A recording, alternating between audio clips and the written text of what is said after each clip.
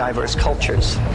This is the religion of paganism, the worship of the moon goddess and the sun god, whether they're called Isis and Osiris, Apollo and Diana, Cernunnos and Aradia, or a host of other names. Paganism is the same mystical religion that first emerged in ancient Babylon thousands of years ago. But what has paganism got to do with Freemasonry? The ritual and theology of Freemasonry really originates from Egyptian paganism. And the reason for this is that, as we find, in 1717, the rituals and theology were formalized and brought together and formed the Grand Lodge in England. The reason being that there were a great many lodges throughout England and throughout Europe at that time. They all had slightly different practices. These practices had originated from the origins of the speculative Masons, which of course was Rosicrucianism.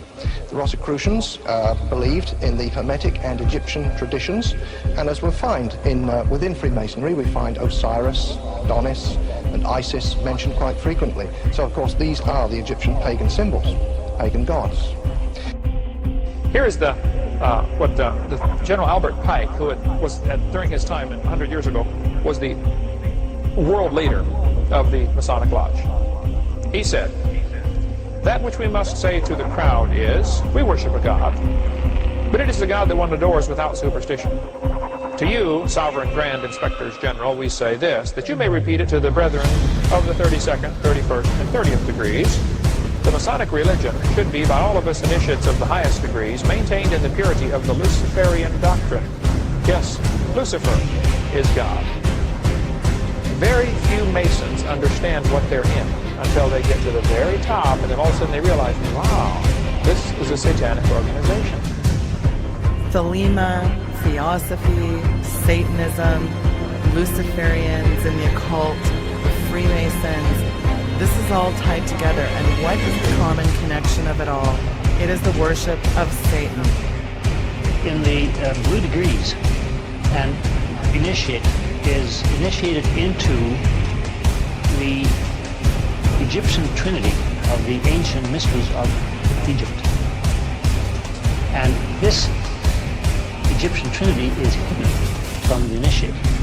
He does not know at all what he is being initiated into. It's not even mentioned. Manly Hall, in his book called The Lost Keys of Freemasonry, said, when the Mason learns that the key to the warrior on the block is the proper application of the dynamo of living power, he has learned the mystery of his craft. The seething energies of Lucifer are in his hands, and before he may step onward and upward, he must prove his ability to properly handle energy. Now, most men will go into the Scottish Rite and progress on through 32 degrees, and in each one of those degrees, they give worship to different gods and deities, Egyptian gods, Persian gods, Greek gods, and they go through a series of rituals.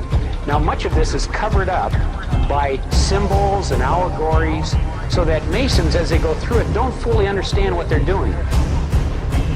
The true name of Satan, the Kabbalists say, is Yahweh. It's God reversed. For Satan is not a black god, but a negation of God. The Kabbalah imagines him to be a most occult light. Freemasonry, I can tell you, has been proved beyond the shadow of a doubt to be satanic to the core. They will try to get religious people in there and make them a Mason, and they come to the meetings and they think, wow, this is a do-gooders club, you know, et cetera, and they never do find out what they're in. They spend a lifetime thinking, you know, everything's fine. Freemasonry goes so far as to actually call Lucifer God. In the words of Sovereign Pontiff of Universal Freemasonry, Albert Pike, yes, Lucifer is God, and unfortunately, Adonai, the Hebrew God of the Bible, is also God. And the true and pure philosophical religion is the belief in Lucifer, the equal of Adonai, but Lucifer, God of light and God of good, is struggling for humanity against Adonai, the God of darkness and evil. Remember Pike's words that Masonry is identical to the ancient mysteries. This statement means that the Freemasons believe the ancient mysteries and worship the same God, Satan, albeit under different names.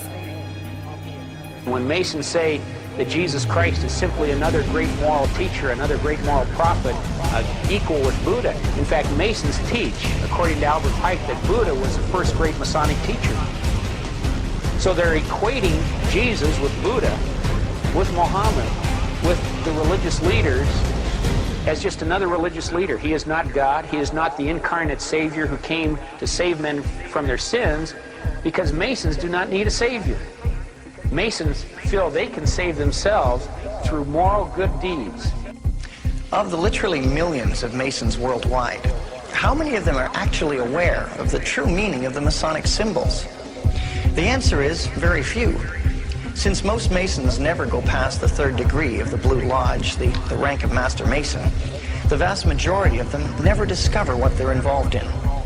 And they never will discover what Freemasonry is all about unless they venture into the higher levels of the Scottish Rite or the York Rite. In fact, they're not just ignorant, they're deliberately misled by their superiors in the lodge.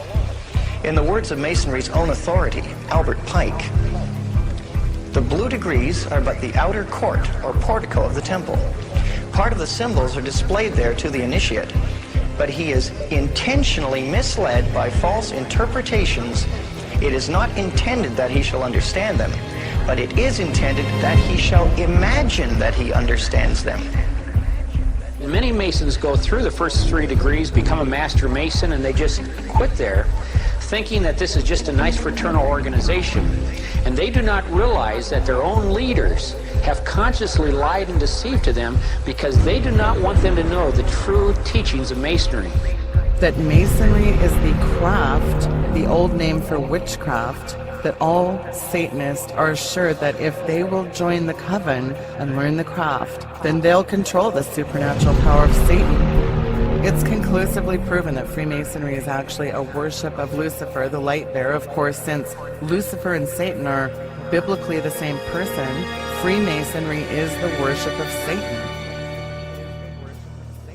They're going to find out they're working for Satan after it's too late. It's important to understand that it will be the Kabbalist system that gives rise to the Antichrist. The Cabal is Satan's gospel. And you know what? The Old Testament prophets were diametrically opposed to this, and they talked about this. Isaiah, Jeremiah, and Ezekiel, they thundered against the evil, devilish, Antichrist Kabbalah. One of the things that I learned from whistleblowers from the Cabal itself is that they have to work within something they call the rules. And this is very, very important. The rules are a body of spiritual principles that they must follow in order to be allowed to exist. Now, what do I mean by allowed to exist? I mean that they are aware that there are benevolent forces that will prevent them from achieving their goals unless we give them permission to enslave us. Now think about that. Well, I didn't give them permission. So why did they put this plan for 3 world wars on display in a book that's hanging there open behind glass in the British Museum Library of London? And those 3 world wars that they're outlining are exactly World War I, World War II, and the War on Terrorism. Because the rules state that they have to tell us what they're doing. Therefore, if we allow it to happen, we have consented to tyranny, we have consented to enslavement. Now, if you get into the secret history of the Cabal, this was rediscovered by Queen Elizabeth, the original Elizabeth that we've heard about from the 1500s. Queen Elizabeth's royal astrologer, a man named John Dee, who is the prototype of the wizard with the long beard, the hat, and what he did was to rediscover, through these ancient documents that were in the Vatican, the technology of how to access what they considered to be spiritual beings that were useful to them, but what we would consider to be demonic or evil beings. These beings need to be accessed through a very complex set of rituals and ceremonies. You cannot just ask for them to show up. You have to follow very elaborate and specific protocols. If you follow those protocols, it's like having an IP address, which is what we use to go online in order to notate a website. Every website has its own IP address. These spiritual beings, such as Baal and Moloch, which they still do ceremonies for today, such as in Bohemian Grove, there is a giant effigy, stone effigy of an owl. That's the god Moloch. The god Moloch goes all the way back to Rome and Carthage, in which they were offering child sacrifices to this god in exchange for power. John Dee risk his life to study its teachings. John Dee was a giant. John Dee was the embodiment of the ideal of an enlightened being who had the spiritual understanding of his role and mission in life, and who was gifted with, superior intelligence. But like Pythagoras, he would pay a heavy price for daring to seek out the wisdom of the gods. The ultimate Renaissance man, Dee followed in the footsteps of Paracelsus, using experimentation to become a gifted scientist, an inventor, a mathematician, a brilliant cryptographer, and a pioneer in the field of navigation. But he was also an occultist, he was a sorcerer, he was an astrologer. He was, in fact, Queen Elizabeth's personal court astrologer. And in that sense, his interests were all very much in keeping with the thinking of the time. There wasn't a distinction made between magic and science, and he was pursuing an understanding of the world around him. When Queen Elizabeth rose to the throne of England in 1558, she installed Dee as court astrologer, but his influence reached far beyond his position. England's famous magician was also a spy for the Queen. He was involved with political intrigue.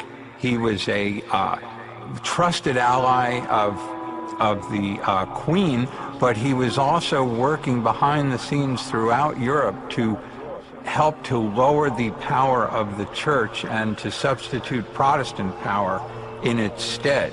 With Dee's guidance, Queen Elizabeth officially legitimized the most significant occult science of the Renaissance, alchemy.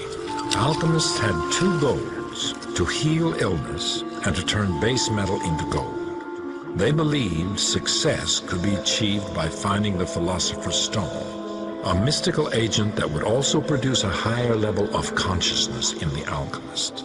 That was really an approach to trying to understand the way the physical world works, and alchemy as a practice, was the forefather of modern chemistry.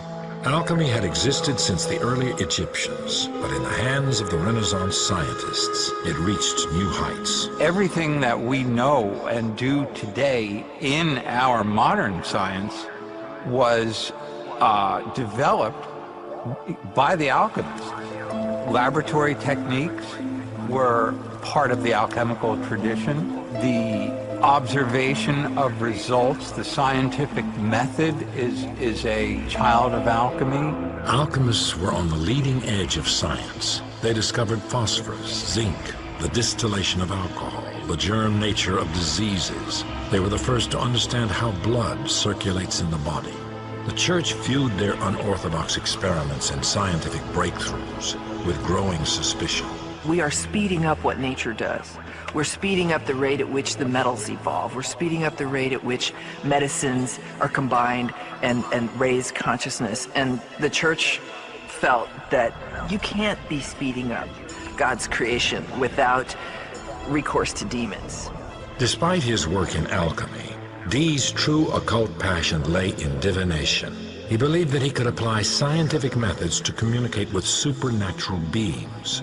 Dee's obsession with contacting the angels would have disastrous consequences. This art of manipulating objects like bones, tea leaves, and tarot cards had arrived from the Muslim East in the 14th century and become a popular method of fortune-telling. But Dee used a divination method known as scrying. Dee relied on looking into a crystal ball that would reflect back supernatural information. Scrying is a long-time-old technique, scrying into glasses, mirrors, bodies of water, anything that would have a reflective surface, and see if you could see not just the material things, but the spiritual things standing behind. These efforts were unsuccessful until one day a young man named Edward Kelly appeared at his door. Kelly seemed to have the talent to see into the shadow world. Their system involved Edward Kelly looking into a amethyst crystal and describing what he saw, and John Dee would then record these communications. Kelly began receiving messages from the angels. They spoke in a language he called Enochian, from the lost biblical book of Enoch. These transmissions are early examples of what New Age followers now call channeling. What Dee and Kelly brought forth was completely new. It was not based on tradition. He appeared to be speaking a new language. The Enochian language does appear to have a coherent vocabulary and syntax, and this doesn't seem like the sort of thing that Kelly, who was not a particularly educated or schooled person, could have just invented. He couldn't have faked something like that. John Dee and Kelly embarked on a tour of Europe to share their discoveries, just as the Inquisition launched another crackdown against heretics. All you needed was a slight change in political or religious circumstance, and something that was considered exceptionally wonderful would then be considered demonic and scary. Dee returned home to England to find that a mob had destroyed his irreplaceable library and scientific and occult instruments. Dee had fallen out of favor with the court. The man who began as a leading scientist of the Renaissance ended his life penniless, branded as a sorcerer. Dee's main legacy is not to science, it is to magic. And it's because of those who have come after, who have seized upon what he created and made it into a new worldview, whether it's consciousness arts or ceremonial magic or divination, could take place inside these new parameters that they set up. John Dee's fall was the beginning of the occult's end. The practices were reviled by the church as the work of demonic possession. From the 14th through the 16th century, more than 40,000 people would be executed for witchcraft. Occult ideas became embedded in the traditions of secret societies, such as the Freemasons and the Rosicrucians. So John Dee rediscovered the technology of how to draw the magic circles, how to say the right incantations, how to actually do black magic on a governmental level. This is what people are going to have so much trouble with once disclosure happens, is that these people actually practice black magic, and they are very, very good at it. Some of the parallels between Freemasonry and witchcraft show such a similarity that it cannot possibly be coincidental. Similarities in ritual, wording, and symbolism are so close in several instances that it clearly suggests a common origin. To examine this possibility, I spoke with a number of former Masons and compared their Blue Lodge initiations with the experiences of former occultists. In the initiation in Freemasonry, we had to be recommended by another Mason. Well, in order to join witchcraft, you have to be first screened. You have to be recommended by somebody currently in witchcraft. Well, when I was initiated, I was blindfolded and bound by a rope, and on your bare chest was thrust the point of a spear. In witchcraft, we were initiated through a very involved ritual, initiation ceremony, wherein the candidate was led blindfolded, bound by a rope to the edge of the magic circle. And the rope is around your neck and your lid forward. And up front, in the eastern end of the building, is a person who's a worshipful master. And you kneel down before him as if he were a god. You were met by the high priest or high priestess at that time, usually with a sword to your chest. When I went to enter the lodge, a sharp object was put to my left breast. And I was warned that should I reveal any of the secrets of Freemasonry, to know what to expect. When you're presented before the high priest, a sword is held against your chest, and you actually take a blood oath, promising to remain faithful to the secrets of witchcraft. Well, when you are in the room, this blindfold is taken away from you, and this is a time when they say that you're coming from darkness into light. During the initiation ceremony, the initiate is led by the lieutenant of the high priest and is challenged at the edge of the circle by someone saying, "Who goes there?" And the answer is, "One from the world of darkness." In Masonry, the prayers are ended with "So mote it be." Oh, and one of the other aspects of, or distinctives of the craft was that we would always end any spell or ritual where we released the power, this is where the power was released, with the word "So mote it be." One of the things that came out in email leaks was an email from August 29, 2008. A senior government staffer writes to Hillary Clinton, "With fingers crossed, the old rabbit's foot out of the box in the attic, I will be sacrificing a chicken in the backyard to Moloch." Thanks to WikiLeaks, Hillary Clinton's email archive containing 30,000 plus emails, free to search by the way, we now have more concrete proof that Hillary Clinton and other globalist elites have occultic ties. In fact, it's said that Hillary Clinton herself is a high-level witch who's frequented covens in California for the past 2 decades. Come on, guys, nobody randomly uses Moloch in a conversation. Most people don't even know what Moloch is. But Bohemian Grove and that cast of characters, that ilk, that miscreant that flies out to a 2,700-acre campground deep in Montreal, California, a property which, by the way, belongs to private San Francisco-based men's art club known as the Bohemian Grove. What does it do in mid-July of each year? Yeah, it's coming up. It hosts a 2-week occult confab consisting of some of the most prominent men in the world. And what do? Well, they gather around Moloch in a ritualistic sacrifice that is straight out of the pit of hell. And for those that say it's just an eccentric party, oh yeah, it's a mishmash of hookers and homosexuals, young male prostitutes who are often underage, which ties back in to the obsession these weirdos have for young boys. As far as I'm concerned, it is Camp Pedogate, and this goes on every July just north of San Francisco, basically the gay capital of America. Isn't that lovely? So what is Moloch, the biblical Canaanite god associated with child sacrifice? What is this deity that's referred to in Jeremiah 32:35? And also they built the high places of Baal. Demon gods Baal and Moloch? What does that have to do with anything? Adam Weishaupt, the founder of the Illuminati, said, "The most wonderful thing of all is that the distinguished Lutheran and Calvinist theologians who belong to our order really believe that they see in it," that's the Illuminati, "the true and genuine sense of Christian religion. O mortal man, is there anything you cannot be made to believe?"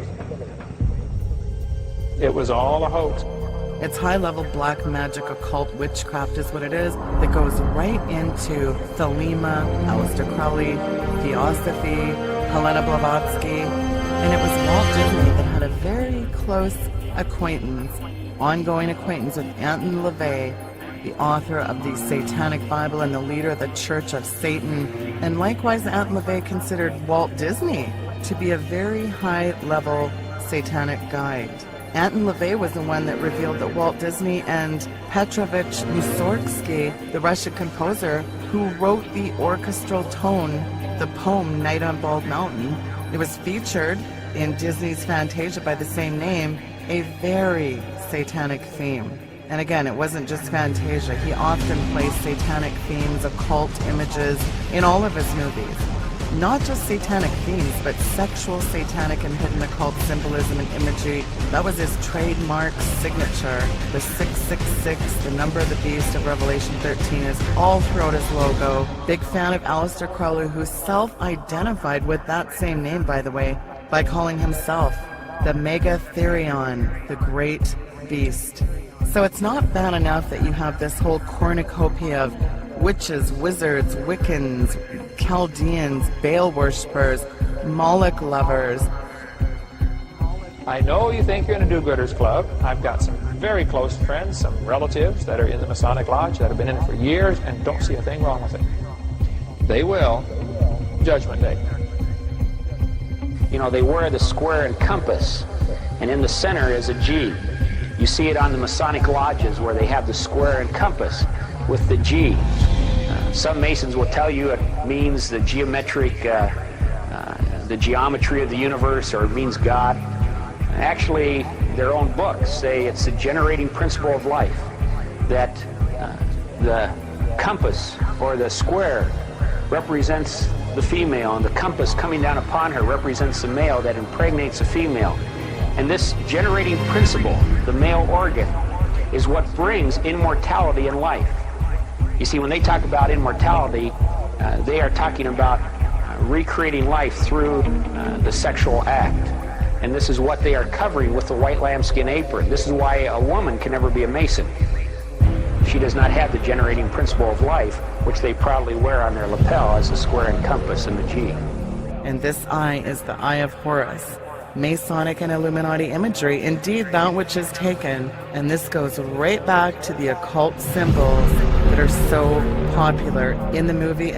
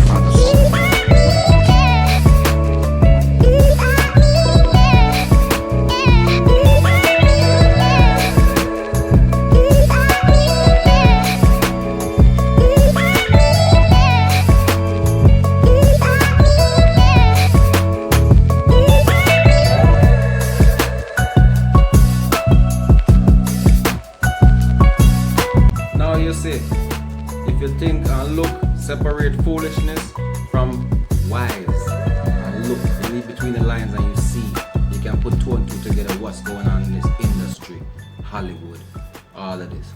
Put it together, read between the lines, people. Subscribe, like, share.